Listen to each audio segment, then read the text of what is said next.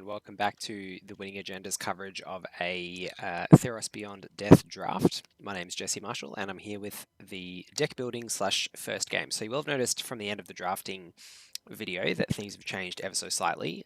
Brought in the Indomitable Will in order to trigger Favored of Iroas slightly more frequently, as well as because we have quite a lot of Power Matters cards. So we've got the Furious Rise that counts power. Two of those, as well as the what else do we have that counts power? There's something else.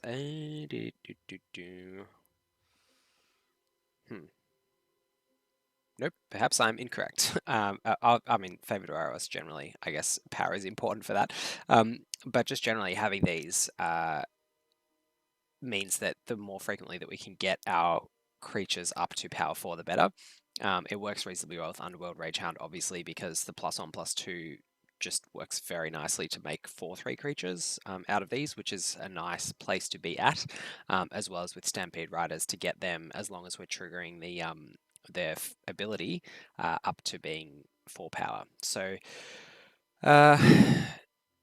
yes, in general, although if we're triggering their ability, I guess we already have a 4 power creature in play. Didn't really think that one through. But anyway, I think Indomitable Will as a trick, and as well as something that's enduring because power matters to us, is something that's worth playing.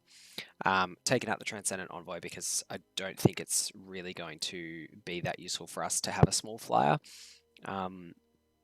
Given the way that the deck's playing out, I want to focus more on being mana efficient and creature efficient and allowing ourselves the capacity to support our reasonably efficient 2-drops to try and get through as often as possible, as well as giving ourselves the capacity to play the long game if we need to.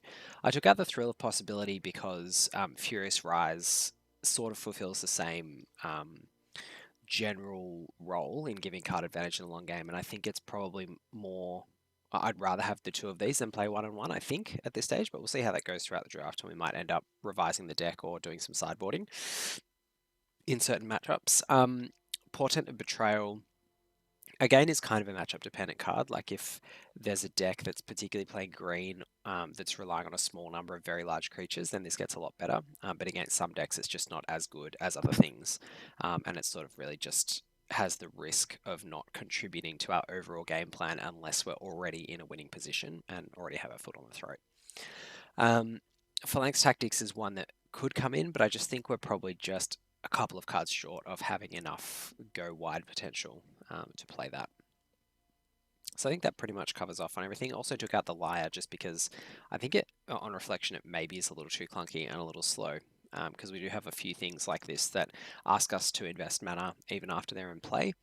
And I think we also have potentially some combinations of small mana costs that we're going to want to try and pull off. And having this awkwardly sitting there in the middle of those hands, I think is going to lead to some very strange play patterns. So anyway, we'll see how this goes. Hopefully there is enough removal. I'm a little bit nervous about that, but we do have the Revoke Existence, the Final Flare, and the other 3 damage uncommon spell. And the Exhaustion Enchantment, which I forget the name of again as well. But yes, hopefully that will be enough to carry us through without the Entrancing Liar.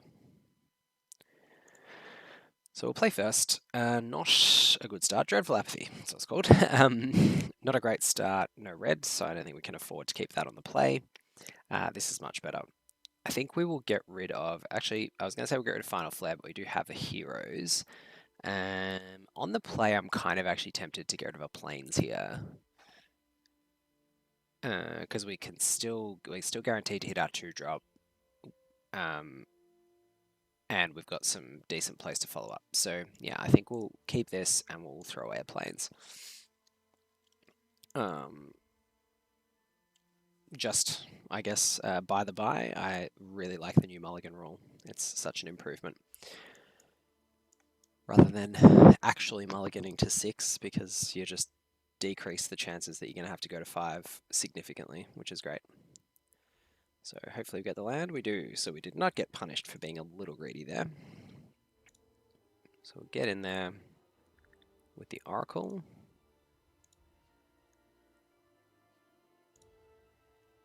And then get Favored of Iroas down. Assuming that Favored of Iroas doesn't get nuked here, which, okay, didn't. They obviously had some play available, and that's one thing you can tell in Arena when your opponent is taking longer to pass priority. It means that they have some play available to them. Okay, so this is sweet because we can play the Dreadful Apathy on the next Spawn Courser if we want. The question is whether we want to. I think we do, just because it's a significant amount of damage. And we've still got the final flare as removal to back it up. And given the nature of the game as it's worked out, and our deck in general, we just want to try and stack on damage as quickly as possible. So even though it's kind of our premium removal spell in our deck and we're using it on not exactly a premium creature, I'm still okay with that. So we'll play the Maze Warden here, even though we could potentially pump out Oracle twice. It's always better to develop the board, so we'll do that, particularly while the other side of the board is empty functionally. So we may want to consider, depending on whether our opponent taps out, triggering the Dreadful Apathy at some point, but not right now. So now we can attack into the Rage-Scarred Berserker if we want, because both of our creatures can trade with it. So I think I'm probably happy to do that.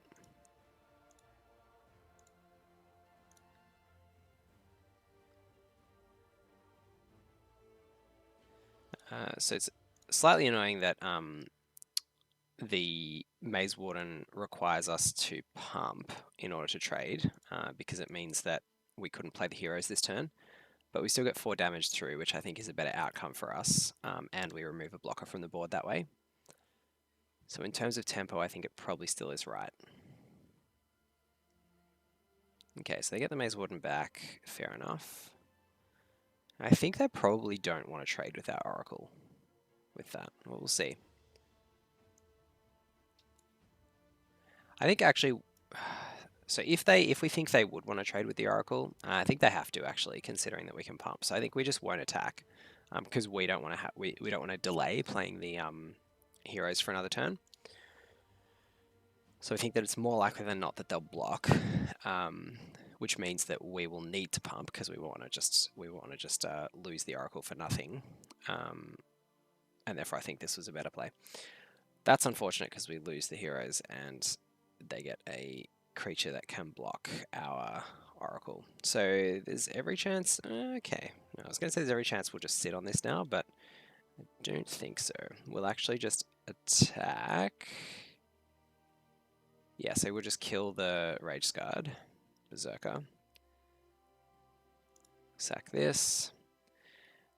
And then we'll swing in. And if they want to block with the Blight Breath, Catable Pass, I assume is how you pronounce that, but who really knows? It's quite an unusual word, isn't it? Assuming it's some kind of mythical beast that looks, well, like that. So we'll trade. The old Catable Pass gets removed forever. And we've now got 5 cards in the bin, which is not irrelevant. And I think we'll just get rid of this now while we've got the mana before they untap. And then pass. So this is assuming that this doesn't get discarded from our hand. Fingers crossed. About the best time to draw this. We've got exiled from our hand, would be even more grumpy. Soul Reaper, as we discussed in the drafting phase, definitely a good card. Omen of the Dead I haven't found as good as the other Omens, but then, you know, getting cards back is always a nice thing to be able to do. Just feels a little clunky and like not quite as high value. Alright. So we can revoke existence the Soul Reaper, which I think we'll do whilst they can't get value out of it. Because if we wait, then they can sacrifice it to itself, which A means it doesn't get exiled, but B means they get to draw a card. Ooh. Exile on the old Oxy is not where we want to be. So I actually think we'll kill it, and then unearth it ourselves this turn. So we'll play that, kill our own Ox, and then not unearth, but whatever the correct word is. I don't think we mind drawing that, getting our guy up to an additional 2 toughness is decent, so we'll leave that there. And then we've got 9 cards in the bin, which lets us play this. Oh, we do lose a plains, but that's okay. So we've got to choose all 8, I think.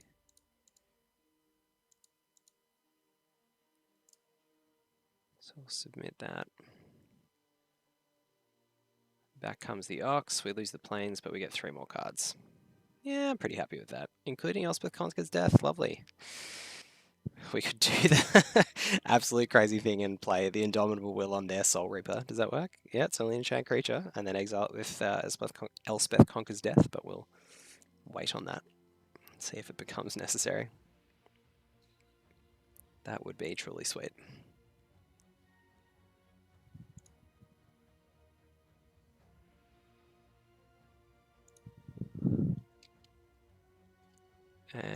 Alright, I think we'll just get in there, and I think they're going to chump. And then sacrifice the Soul Reaper, presumably. We'll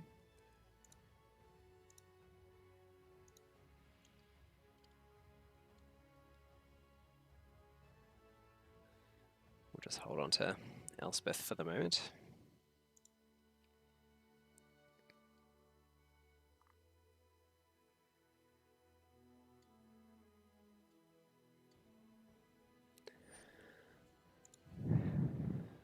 Drawing a card. Yeah, we'll go to damage, and we'll play the Rage Hound. Don't think we need to bother with any of the enchantments for now. We'll see what comes out in their turn. Hopefully it's a massive creature that we can just destroy with this. No. Alright, so we're going to get another little sacrificey here. We'll play, we'll wait, because they might, do they have any? No. We'll just play this end of turn, just for mana efficiency. I mean, we probably could have waited till they blocked, but they kind of have to block anyway, and we have to attack anyway, so let's just go with this. I think this way, if we play the Sentinel Eyes on the Ox, I mean, either way, they're not dead. So maybe it's best to just hold on to that. They're not dead, plus they're gonna gain an extra life from the Lampad's sacrifice ability anyway.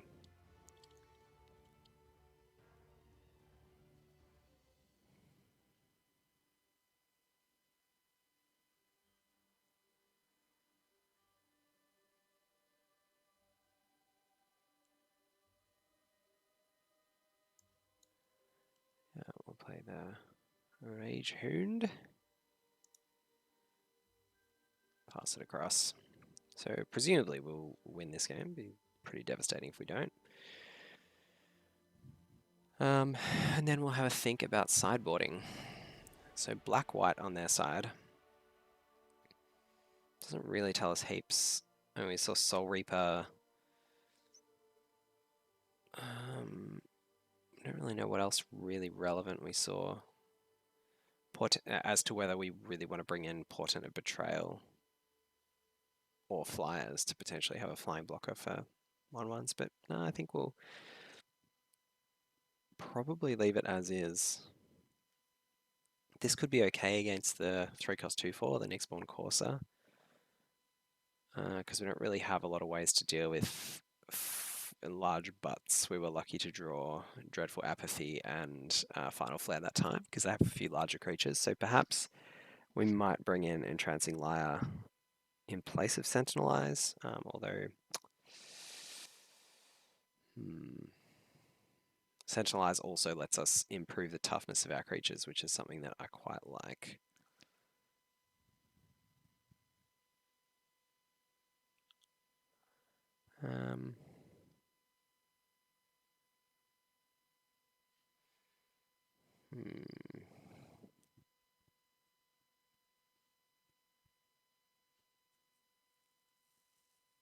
I do like the Entrancing Lyre though.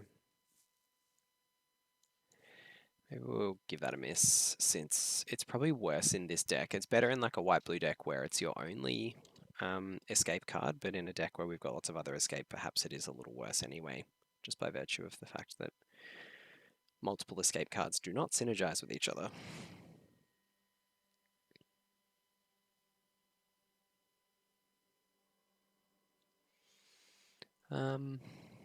This hand, it looks fine to me. Even on the draw, we've got some decent removal and a little bit of card quality in Scry, as well as a couple of decent creatures to hit. Hopefully we can pick up a 2 drop in the next couple of turns. Our opponent went to 5, that's very unfortunate for them. So not a great draw, turn 1, but not a great draw, turn 2. I have a real habit of getting mana flooded with these sort of 4-land hands that I start with. But anyway, we draw the 2 drop on turn 3, but at least we're not drawing more mana. Stampede Rider is a good one with the Maze Warden. And that's one thing that I will say about this deck in general so far, and certainly in the drafting phase, was that we got quite a bit of consistency. So quite a lot of 2-ofs, which is nice. So we'll just avoid any flashy creatures.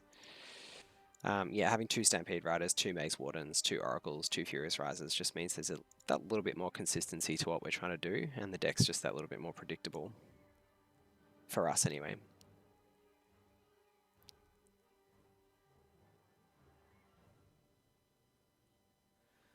Sad times for the Maze Warden.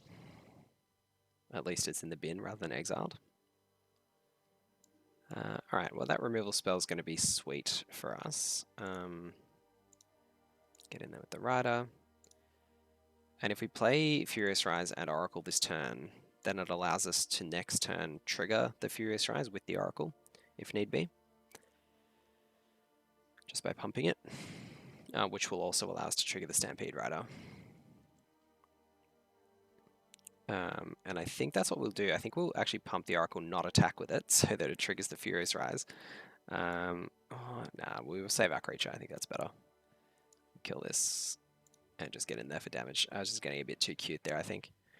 We'll keep the Rage Hound on top. That's totally fine, because we're going to have some more cards coming our way, hopefully, assuming the Oracle doesn't die. Then we'll pump that and just get in there for 5. So they're going to notice the synergy here, probably, and try and get rid of the Oracle, I'd assume. But we'll see how successful they are at doing that.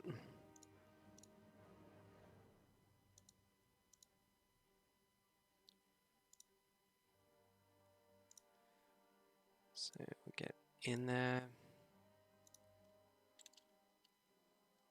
And this means that we'll get to trigger the Furious Rise this turn. Even getting land off the top is always nice, because you're just a whole turn ahead.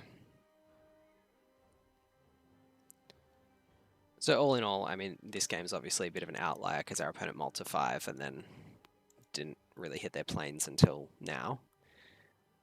But yeah, I still think it's a good example of the deck functioning reasonably well, which I'm happy about. So we can play this and still pump, which I will do because it's worth... I played the wrong land. Oh well. There you go, small errors. Didn't play the Furious Rise land, which was obviously an error, but we still win the game. So that was good. Deck performed as expected, or as hoped, I guess. There did seem to be enough removal. We were fortunate to draw it reasonably well. But one with stars, not a card that I'm particularly enamored of even in draft, but you know, free cards are always nice. Yeah, so the deck performed pretty well. We drew our bomb in the first game, the second game they mulled to 5, so perhaps both the games are slight outliers, but we'll take the win and progress on to the second match. Hope you enjoyed. I've been Jesse Marshall for the Winning Agenda. We'll be back with match number 2 shortly.